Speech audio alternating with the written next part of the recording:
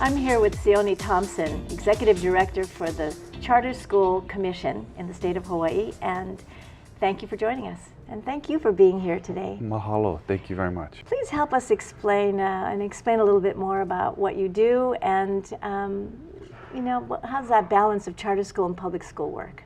First and foremost, as the statewide authorizer of charter schools are public schools. One pathway, there's the department schools and there's charter schools, and charter schools absolutely are upheld to all of the policies that the Board of Education mandates, and we're also state agency schools. Fully accredited as well? Fully accredited.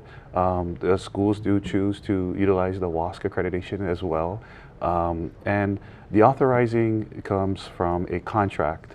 So our schools operate under a contract, under the authorizer, the state of Hawaii. And it's a unique situation because there's a balance between the autonomy and the accountability that we have as state agencies, and we really encourage the innovation of our schools and how they operate. So it's just, it's a great mix of an incubator for freedom and flexibility of autonomy and innovation, as well as being accountable to the state standards as well.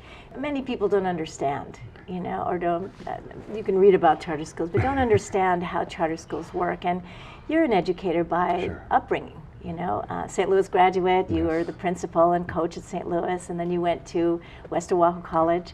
How did that play into where you are now as an executive director? The opportunity for this position that came about in my educational philosophy and going through my career was always an appreciation for schools of choice and thinking outside the box and doing things differently. And I think this is a perfect fit to my educational philosophy of being innovative and looking at problem solving a little different from a different lens.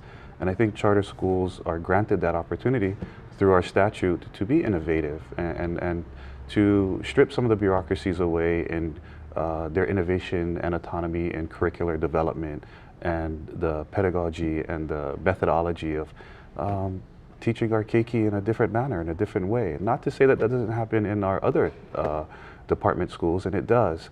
It's just a different pathway to do so. So you have all of these, how many schools are? So currently state of Hawaii has 34 charter schools. And I said this to everyone, if you've seen one charter school, you've seen one charter school. They're all very individual and none are alike. They have similarities and parallels, but they're all very different and unique. And that was going to be my next question. So you're working with independence and you love the autonomy and the creativity. How do you bring the consistency together, and how do you balance that? That's a great question. I think first, finding the commonality. The commonality is that we're all here for the keiki, and we're all here to make sure that we provide a high quality environment for our keiki. And with that commonality, then we can get into conversations of how we go about doing that, and what are the accountability systems that we need to say that we're doing and prove to the general public as publicly funded schools. We want to be accountable, and we want to also share with the public the methodologies that work, and the ones that don't work too. I think that's also a big, powerful statement. Well, I think your enthusiasm certainly matches the energy that I've felt going to visit charter schools. Yeah. And when you think about the gift that charter schools are, not only to the children and families, but also to the state. That's right, that's right. So I think that's one of the most powerful things that I think I would love to be a part of, is seeing how do charter schools inform the greater system of education in the state of Hawaii, both in their innovative practices and their accountability to the state accountability system. So I believe that in the near future, I'm very optimistic that vision for chartering in Hawaii will be much more clear. I hope to be a small part of that, and that all of our schools can reach that high quality definition of what we believe keikis deserve. We've been chatting with Sione Thompson, the Executive Director for the Hawaii Public Charter Schools Commission. I'm Lila Berg, and thank you for tuning in to Island Focus.